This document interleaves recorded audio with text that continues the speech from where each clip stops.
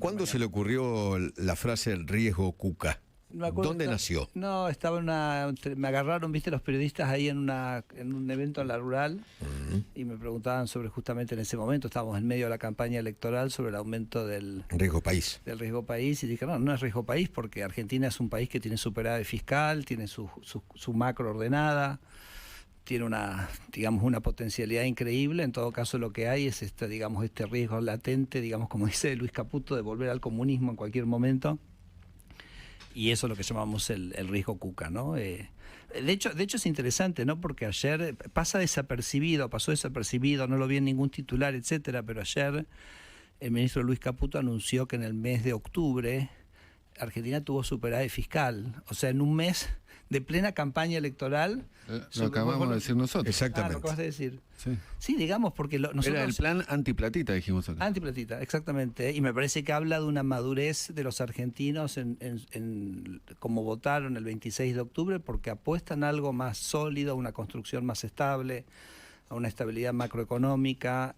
Premiaron eso. Premiaron a un presidente que sostiene el equilibrio fiscal como una herramienta central de su gestión de gobierno. Así que me parece que eso lo tomamos ahora como parte del decorado.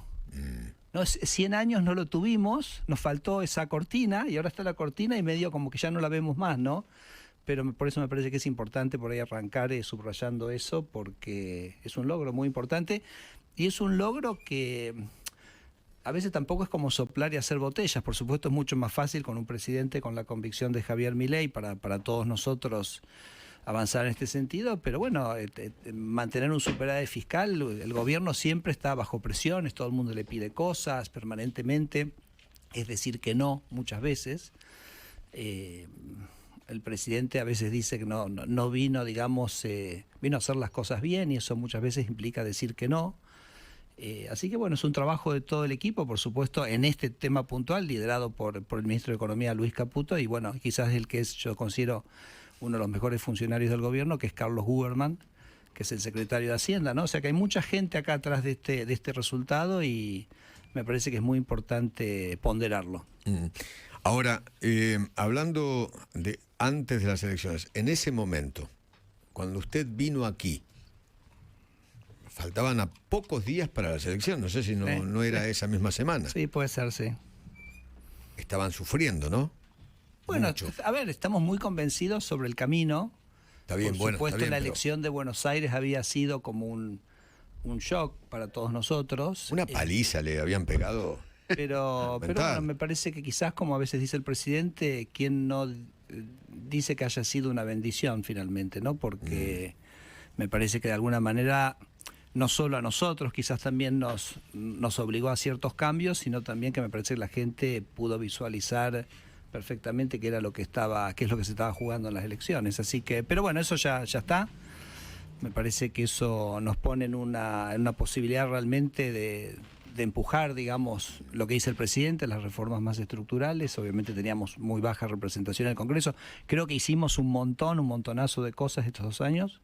Es impresionante, creo, lo que se ha hecho con la representación parlamentaria que teníamos, pero bueno, me parece que esto nos da mucho impulso, mucha responsabilidad. Ahora los dejan mejor posicionados, claro a partir del 10 de diciembre, sí, claro, obviamente. Sí, claro y hablemos de la reforma, hablemos de lo que viene, sí. ¿no? Porque la gente con su voto le ha dado un aire de 2 años al gobierno. Parecía que el gobierno se terminaba el 26 de octubre, ¿no? Que esa era la fecha de vencimiento. Sí, yo te había dicho. Ahora se corrió vos otra me vez. Eso esa semana que vine antes de las elecciones, Sí. dije, bueno, creo que tenemos una democracia muy estable, creo que como que se había dramatizado eso, pero bueno, definitivamente, claramente estamos muy bien para encarar estos 2 últimos años. Modernización laboral. Sí, a ver, yo creo que tenemos que arrancar primero entendiendo cuál es el objetivo, ¿no? de lo que se llama la modernización laboral. A mí también me gusta hablar, por un motivo que te voy a explicar ahora en un minuto, de federalización laboral, pero ahora en todo caso lo explico. Pero acá el objetivo central es lograr un mercado de trabajo que pueda hacer que le suba el sueldo a la gente, punto número 1, y que la gente tenga más empleo. Digamos, eso, tengamos... Pero si la oposición dice que van a terminar con los derechos. Arranquemos salarial, vacación, por eso, todo. arranquemos un poquito... Sí, la jornada laboral de 24 horas, la jornada laboral de 48 horas, sí, cualquier cosa. Bueno, de hecho, vos me lo habías preguntado y también ya te lo había desmentido la vez anterior. Pero O sea, el objetivo es que la gente pueda ganar más y que la gente pueda tener trabajo formal. El diagnóstico es clarísimo. Argentina hace 15 años no crea trabajo formal, así que obviamente tenemos un problema muy serio en ese sentido. Y yo diría que hay como tres grandes temas, ¿okay?, en esto. El primero es que la relación de trabajo es una relación que todo el mundo caranchea. A ver si se entiende lo que es. Todos muerden. Todos muerden. De ahí. Todos, a ver, acá está Gabriel, me va a saber ayudar. Son los caranchos. A ver, ¿quién caranchea la relación laboral? Bueno, por lo pronto el propio Estado, porque cuando vos contratás tenés unos impuestos impresionantes a la relación laboral. Los sindicatos también caranchean, porque se llevan una comisión, la cuota solidaria, el aporte sindical para el que está sindicalizado. La industria del juicio caranchea. Los empresarios caranchean, porque también hay aportes que a veces tiene que pagar la relación laboral. Entonces, hay tanto carancho. Disculpame que te lo ponga así como medio... Pero todos quieren morder. Todos nos ensalzamos diciendo que el empleo, pero a la postre es un contrato de la cual todos caranchean, es como si fuera como Jesús con los panes, ¿no? Como que hay que darle a todos, pero acá como no hay milagros, ¿esto quién lo paga? Lo paga el empresario y lo paga el trabajador. Por eso cuando te digo de que el objetivo es subirle el salario, es sacarle todo ese carancheo, ¿ok? El Estado tendrá que hacer su contribución, que ya el ministro Luis Caputo ha estado haciendo, ahora podemos repasar algunas de las cosas que dijo, pero también todos estos otros peajes que hay. Y esos peajes los podemos sintetizar en un número para mí muy, muy impactante cuando uno mira los números, que es que vos sabés que los salarios se fijan en las convenciones colectivas, ¿no? Que paritarias. La negociación entre algún representante de los empresarios y un representante del sindicalismo. Y hay como una comisión que se cobra por gestionar eso. Y cuando mirás los números son realmente muy impactantes, porque más o menos cada trabajador argentino paga para que le gestionen esa paritaria, esa convención colectiva, más o menos, no me vas a creer el número que te voy a decir, unas 100 luquitas por mes. ¿Cada trabajador? Cada trabajador. 100 lucas por mes para el sindicato. 100 lucas para el conjunto de estos peajes, que en general son sindicatos, también cámaras empresarias. Entonces, cuando yo te digo de subir los sueldos, digo, nosotros si sacáramos esa intermediación, que tampoco es el objetivo sacarla plenamente, pero digo, pucha, me parece que es un poco caro eso. Porque, a ver, le podríamos estar subiendo el salario 100 lucas por mes a cada trabajador. Me parece que es como algo bastante importante. Lo que pasa es que los sindicatos te dicen, nosotros agrupados, la unión, entonces nosotros tenemos más poder para negociar con el empresario.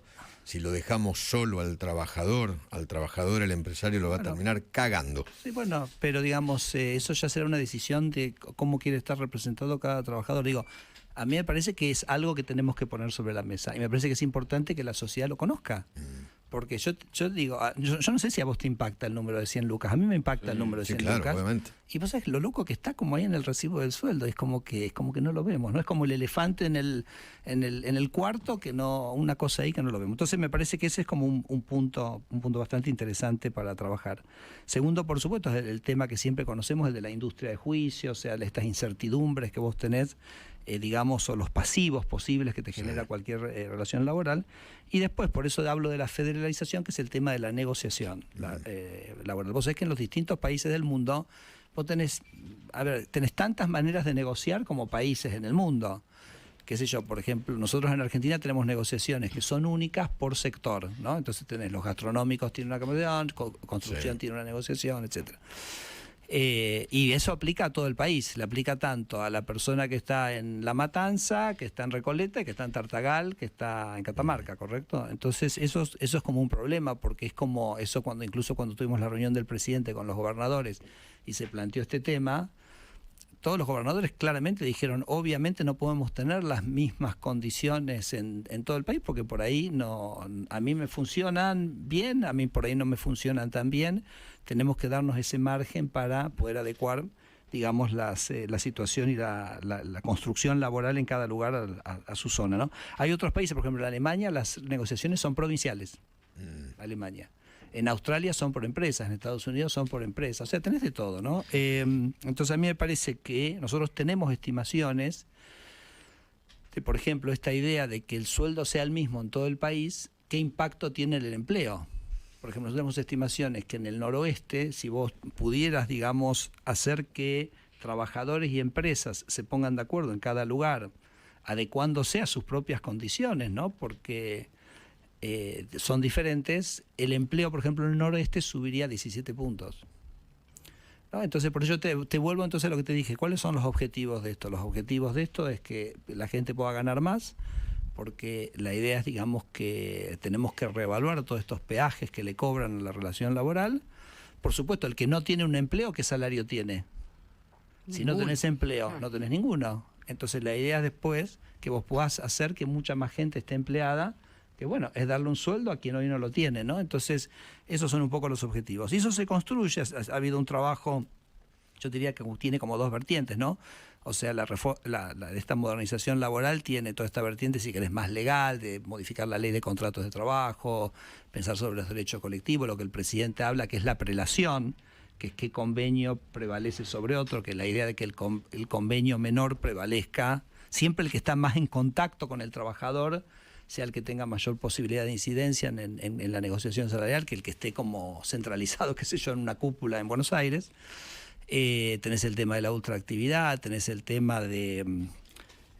bueno, en fin, digamos, una serie de temas. ¿Qué va a pasar con los despidos? O sea, el empresario va a poder despedir libremente y a piacere. No, a ver, yo lo que te diría es el problema que tenemos nosotros con la parte que yo te decía, digamos, de la industria del juicio, etcétera, es un montón de incertidumbres que hay asociados a la relación laboral, ¿no? Por ejemplo, nosotros teníamos un tema de que vos, si el trabajo estaba mal registrado, entonces te acordás que te cobraban unas multas en el proceso indemnizatorio. Sí. Nosotros como eso no funcionó para formalizar, nosotros en la ley bases lo sacamos. Ahora los jueces laborales entonces te dictaminan con daños y perjuicios si vos no estás bien registrado. Entonces como que volvió lo de las multas por otro mecanismo.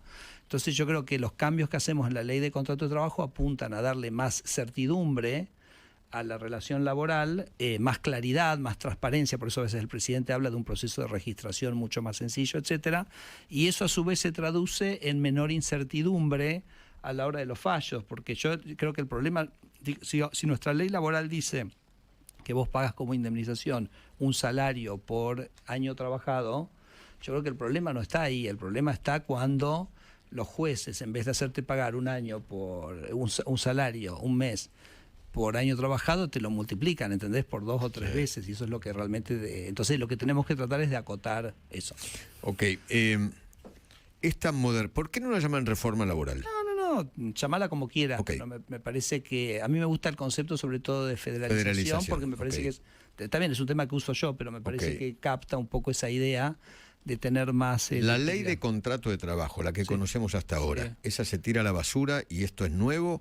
¿O se agrega y esto es a partir de ahora de los nuevos? Te diría, nosotros esto, para que te des una idea, digamos, este proceso de modernización tiene como 2 temas. Tiene toda una parte como de modificación de los temas normativos, por ejemplo, la ley de contrato de trabajo que me estás comentando, y después tiene una parte, digamos, más tributaria, de la cual bien está hablando un poco el ministro Luis Caputo, ¿no? Entonces, en la ley y nosotros esto es un trabajo, la parte más, si querés, más legal, es un trabajo que venimos haciendo con el Ministerio de Capital Humano, que es donde está la Secretaría de Trabajo, con el Ministerio de Regulación hace varios meses, y también abrevado en una cosa que es el Consejo de Mayo, donde tenemos una representación, si querés, bastante multisectorial, que nos han ido, digamos, hemos estado trabajando bastante con ellos también, receptando ideas. La ley de contrato de trabajo, que es específicamente, no se tira, digamos, se hace eso, se hacen estos cambios que ayudan a precisar ciertas, si querés, como áreas grises en las que vos tenés, que tendrían como beneficio el hecho de que a la hora, digamos, de una indemnización laboral haya más claridad respecto y menos riesgo para el empresario, ¿no? Monotributo,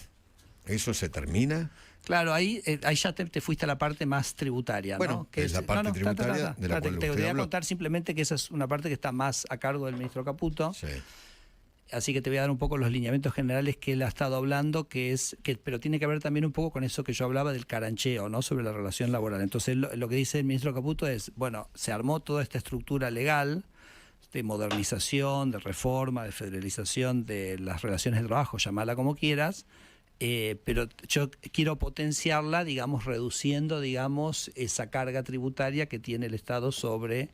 Entonces él ha hablado, digamos, de varias cosas. O sea, punto número 1, de reducir la carga que tiene fiscal que tiene el empleo. Eso ya él definirá, digamos, en qué montos y de qué manera lo va a realizar, pero él ya ha anticipado que él quiere que la reforma laboral tenga un componente de eso.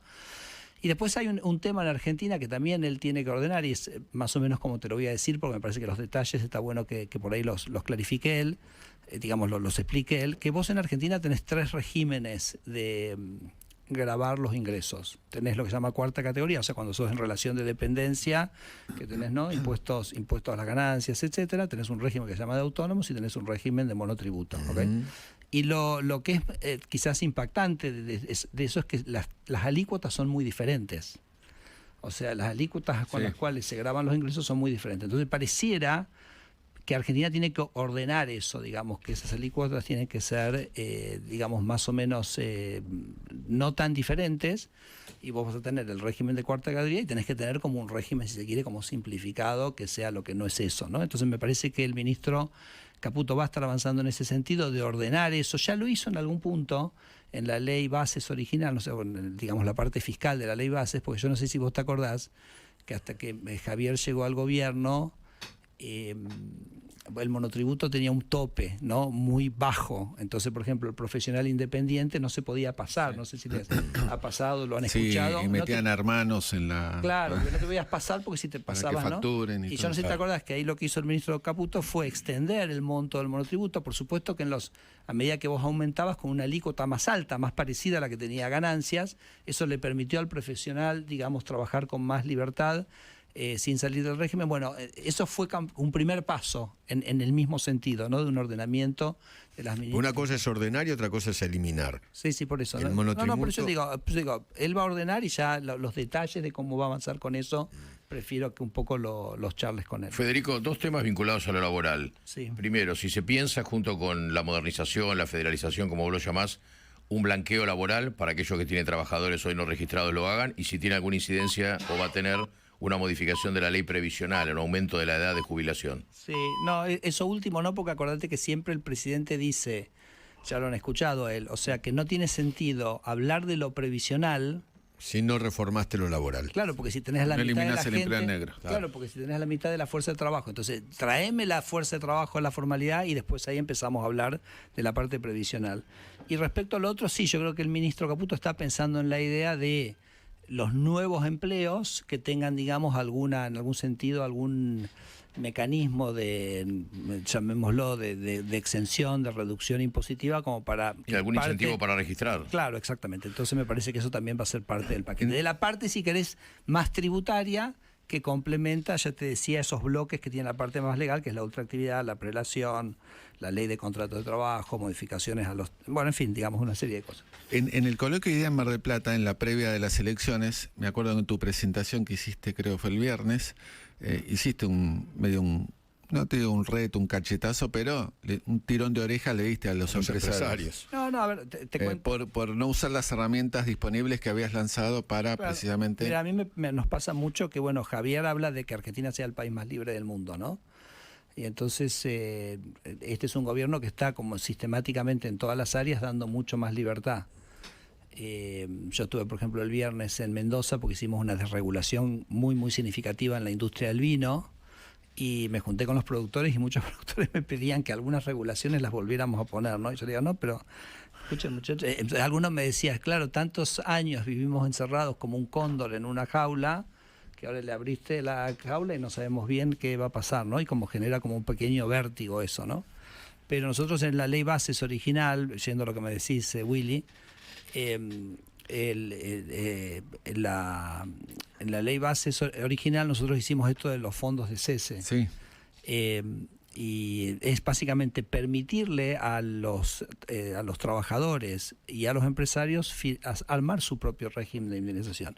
Y nosotros pensábamos que esto iba a ser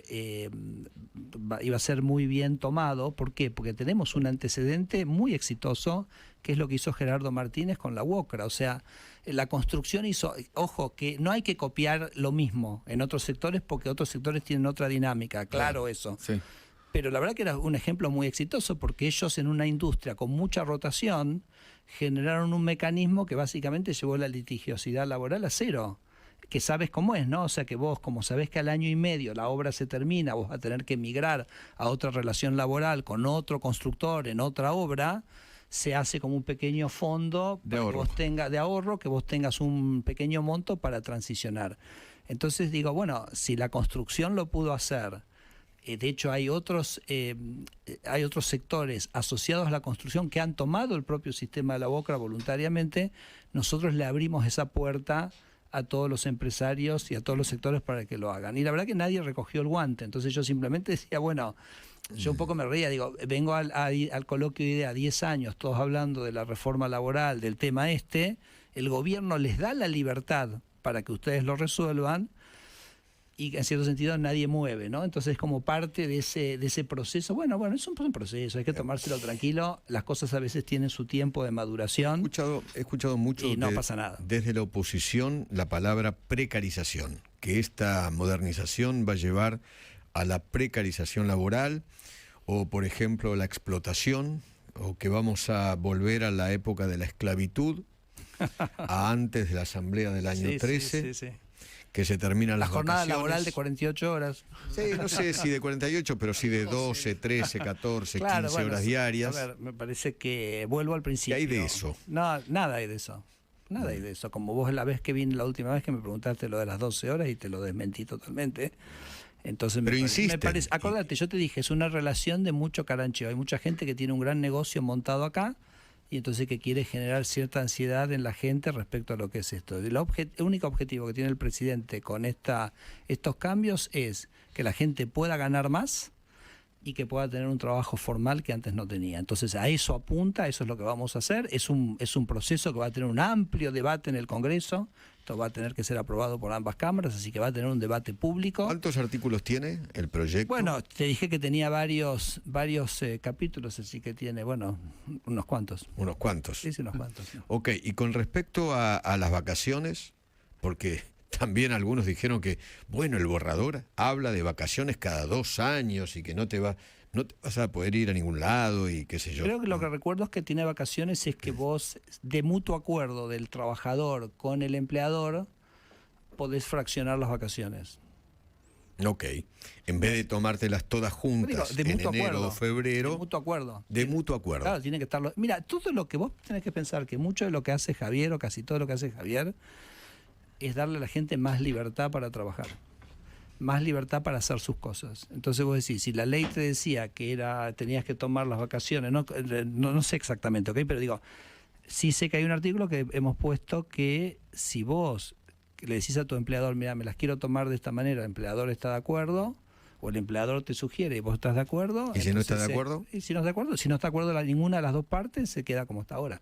Entonces siempre es como en términos de generar más libertad, ¿ok? Así que yo te diría, a todo lo que anduvo dando vuelta, a todos esos papelitos voladores con propuestas, te digo, no le den bola a nada hasta que no esté puesto sobre la mesa. De hecho, creo que Manuel Adorni sacó un Twitter y dijo, miren, muchachos, hasta que no esté la cosa sobre la mesa y el día que esté, y va a estar para discutir, y se va a discutir en el Congreso, así que vamos a tener un montón de tiempo para discutir entre todos, pero en el interín no hay que darle mucha bolilla a todas las cosas que se andan diciendo por ahí. ¿Y del acuerdo con los Estados Unidos? Bueno, ese me parece como súper, va a ser sumamente positivo. Yo creo que ahora nosotros lo que se conocieron fueron más o menos las líneas generales. Sí.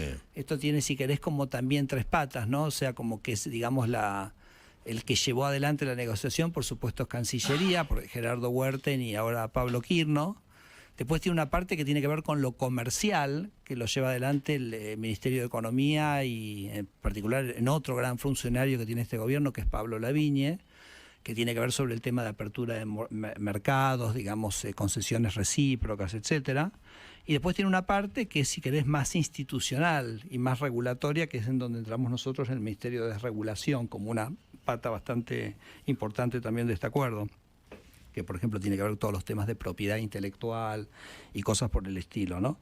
Yo creo que cuando se conozca la letra chica de esto, se va a revelar un acuerdo que va a ser una gran oportunidad para Argentina, porque no puedo yo decirte muchas precisiones, porque no solo tenemos un acuerdo de confidencialidad, sino porque corresponde al presidente, digamos, junto con el presidente Trump, hacer los anuncios más concretos, pero sí déjame decirte esto, en un momento en que la economía norteamericana de alguna manera se está cerrando a otras economías por la política que conocemos del presidente Trump, Argentina va a tener un acceso bastante, si me permitís, bastante preferencial en varios sectores. Imagínate como que Estados Unidos se cierra a otros países y se abre a Argentina. Pero ¿no? lo que se conoce hasta ahora del acuerdo, del marco, Sí. porque todavía del acuerdo no está firmado, del marco acuerdo, es que Argentina cede y concede mucho más que Estados Unidos cede y concede. No, pero yo no te digo, lo pienso totalmente al contrario, porque un poco lo que ellos nos han planteado a nosotros es lo siguiente. Argentina es el país más cerrado del mundo, ¿ok? Dado su tamaño, es el país más cerrado del mundo. Tendría que comerciar 2 o 3 veces más lo que comercia ahora. Entonces, si ustedes quieren un proceso de integración al mundo, que es absolutamente central, sobre todo Argentina tiene que integrarse porque Argentina va a triplicar sus exportaciones en los próximos 15 años. Entonces necesita, digamos, una integración mucho más grande con el mundo. Ustedes tienen que cumplir con un montón de cosas que todos los países del mundo cumplen.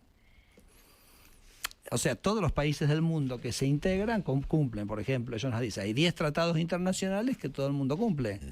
Entonces, todo el mundo, o sea, no, a ver, los que no cumplen son Irán, son Afganistán, sí, son Etiopía y Venezuela y ustedes, o sea, pero no es una metáfora lo que estoy diciendo, es real. O sea, estábamos entre los peores del mundo. Exacto, entonces ordénense, digamos, Ok. para integrarse. Entonces, a nosotros me parece que eso es sumamente positivo para Argentina, que digamos, que usemos esta instancia para Argentina entrar en una cosa más normal. Por ejemplo, te voy a decir un ejemplo concreto, que se habla poco, sobre todo yo en la gran hipocresía que tiene en la infinita hipocresía que tiene el kirchnerismo, ¿no?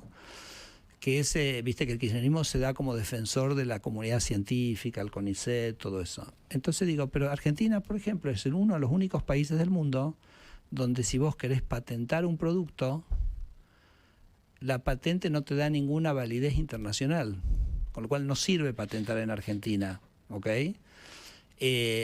Entonces hay mecanismos que en el mundo se han hecho para que vos cuando patentás algo, que no es que te den la patente, es que cuando vos, digamos, presentás una patente, entonces eso se reconoce internacionalmente, tenés como un periodo de 2 años en el cual vos tenés que gestionar la patente en cada país, pero por 2 años vos estás protegido y es como que ya la presentaste globalmente. Entonces digo, un científico del CONICET hoy en Argentina no estando en eso, tiene que irse a Brasil, tiene que irse a Chile, entregar parte de su invención a sus colegas chilenos y brasileños para que ellos patenten por nosotros, o tiene que irse a Delaware. Una pequeña empresa en Argentina que inventó una válvula, la quiere patentar, le pones un costo increíble. Entonces, qué hipocresía, porque supuestamente defendíamos a la comunidad científica y les cortábamos las piernas porque no los dejábamos en algún sentido valorizar su inversión de una manera efectiva, incluso al propio CONICET,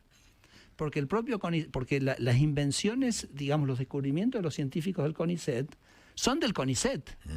De la misma manera que si un médico trabaja en un laboratorio y encuentra una droga, es del laboratorio. No del médico. Entonces, claro. por supuesto, el CONICET tiene un mecanismo para compartirlo, pero entonces vos decís, el CONICET, ¿cuánto tiene de patentes? De todas las, y no tiene nada, y en parte es porque Argentina no está integrado Ministro, al esquema mundial. Entonces digo, me parece, no, perdón, Eduardo, simplemente para redondearte la frase, me parece que todas esas cosas que ellos nos están exigiendo son cosas que son realmente espectaculares para Argentina. Por último, porque nos hemos pasado mucho, tanto Kicillof como Costa han dicho que este acuerdo con los Estados Unidos va a destrozar a la provincia de Buenos Aires. Yo creo que vamos a tener extraordinarias oportunidades para nuestra producción. O sea, Argentina, vos pensás que hay regiones enteras del país que va a ser un antes y después, porque de repente le abriste uno de los mercados más grandes del mundo. La minera, por ejemplo. Lo que pasa es que ellos, por ejemplo, claro, tienen esta visión tan de no confiar, ¿no?, en la capacidad de nuestros empresarios de poder salir y conquistar el mundo, ¿no? Entonces nosotros lo que tenemos es que abrirles oportunidades a nuestros empresarios para llegar. Argentina, te digo, o sea, va a tener sectores, a ver, la provincia de Buenos Aires, Argentina va a un desarrollo industrial impulsado por las ventajas, casi te diría que la va a ser, en ciertas industrias Argentina va a ser absolutamente imbatible en términos de competitividad. ¿Qué industrias? Industrias, por ejemplo, que tienen que ver o que usan intensivamente uno de los recursos que en Argentina va a ser de los más baratos del mundo, que es el gas. Por ejemplo, el gas es metano, ¿ok? Pero cuando vos sale, tiene otras cosas. Por ejemplo, etano. Espera, no me estoy volviendo loco, no te preocupes. Etano, pero escucha esto. Con el etano, ¿qué se hace? El etileno. Y con el etileno, ¿qué se hace? Se hace el polietileno. Ese sí lo ubicás. El polietileno claro. Sí lo escuchaste hablar, ¿ok? Sí, claro. Pero ves que viene de etano, etileno, y llega etano. El plástico. Entonces, todos los plásticos del mundo son gas.